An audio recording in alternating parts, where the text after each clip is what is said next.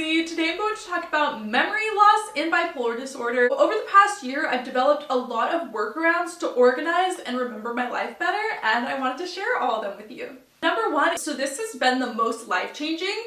I take a physical to-do list. You can get these at TJ Maxx or Ross for a few dollars. I do it double spaced, so I have a blank line in between each thing on my list, which is crucial. I include things like calling friends, texting people, the cleaning chores I want to get done that day, and things related to work. Everyone's home is different. What I do is I put the list on top of my laptop. Being on top of my laptop is so important because I have to open it in order to start my workday. So I see the list and then I keep it to the right of my computer with a pen.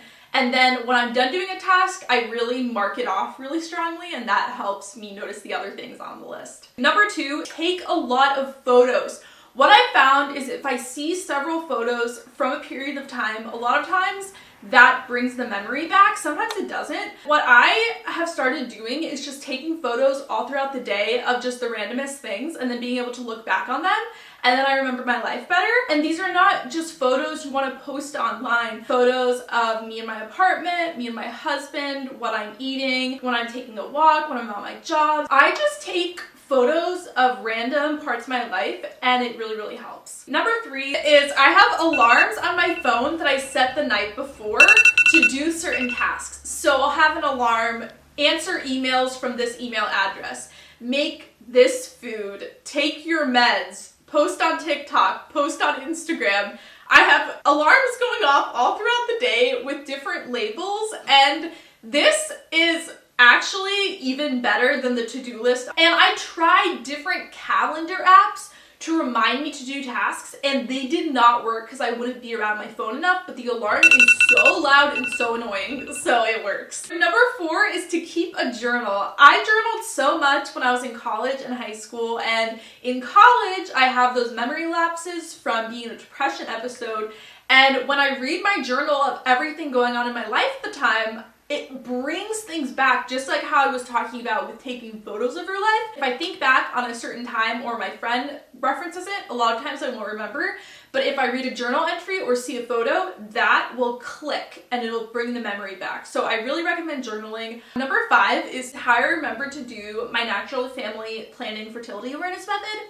So I don't use contraception or any form of birth control. Instead, I do tests for luteinizing hormone and estrogen. I have to remember the first thing in the morning when I wake up to pee on a stick essentially, and then I put it into the clear blue device and it tells me whether or not there's estrogen or luteinizing hormone detected. And the test days is only like 1 week. So it's not something you have to do every day. For normal people who don't have bipolar disorder, this is extremely easy. You really can't mess it up, but I really struggled to remember. What we do that works is we put the giant clear blue container on the toilet, and so then when I go to the bathroom in the morning, I see it and it reminds me to track. So ever since I started doing that, I never forget to track. So highly recommend. Number six is organizing my life on the notes section of my phone. Let's just see how many notes there are for context. I have 6,717 notes on my phone. It is so important for me to write things down because of my memory loss, and so that's where the problem started, where I have to write everything down or I'll forget it. But then I have so much that I wrote down that I can't find what I need to find. My job's interesting because for YouTube and Instagram and TikTok, I get ideas like in the middle of the day sometimes, and I write it down. The way I've organized it is my campus ministry job, family, food, income, Instagram, my job at my church, personal, prayer request, TikTok, youth group, YouTube live streams. So I categorize everything, and then when I'm scrolling through to try to find something, there's less things in each category, so it's a lot easier to find YouTube video scripts, live stream ideas, ideas for TikToks. If I'm like writing an Instagram caption and then I copy and paste it into my notes app and then I'm gonna put it on TikTok later, it just makes everything a lot easier. Number seven is to play the app Elevate. It has all these amazing brain games.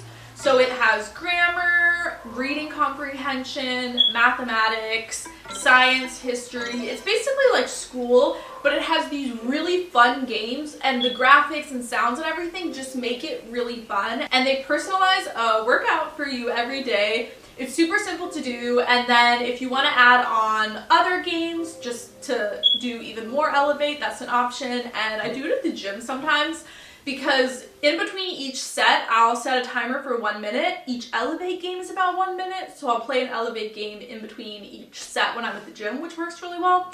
So the whole point of the game is that it increases neurogenesis, which is basically your brain developing new neurons, undoing some of the brain damage, healing your brain. So that app is really important. I've had a subscription to it for the past few years. I think it's $40 a year. But if you have major brain damage, it's so amazing and really has improved my life. Number 8 is Alexa reminders. So I have my Alexa and I have certain things set every day. I have it set to do cleaning because we have a cleaning app called Sweepy, which I talked about in my last video. So I have her remind me to do Sweepy every day. I also have reminder to play Elevate and reminders to post on TikTok. And I think there's a few other things on there. So Alexa reminds me to do something. But the problem with that is she'll say it 2 times and then stop talking. So if I'm not in my office where I keep her, then I'll forget it. So that's why I do the thing on my phone. But it actually does help too. Just in case if I forget to set a timer the night before or like I don't look at my to-do list, this is like another thing that will remind me to do things. That's everything I wanted to talk about in this video. I hope this was super helpful. I love you guys so much and I will see you in my next video. Bye!